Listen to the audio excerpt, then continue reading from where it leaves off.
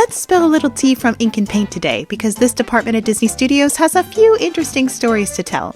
First up, we have to talk about the hierarchy of ink and paint itself, because the painters who applied colors to the cells were looked down upon by the inkers whose skill was considered way more difficult.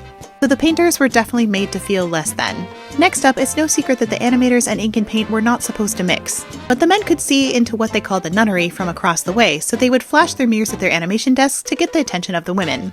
Speaking of the women, they were very overworked. They even had a night shift when it came to Snow White.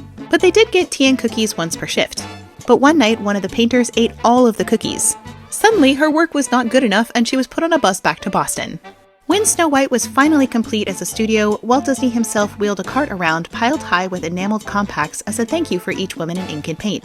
But as Walt distributed the gifts, all the women were crying out, "Oh, how awful!" because all the long hours and late nights had taken their toll and nobody liked their reflection in the mirror.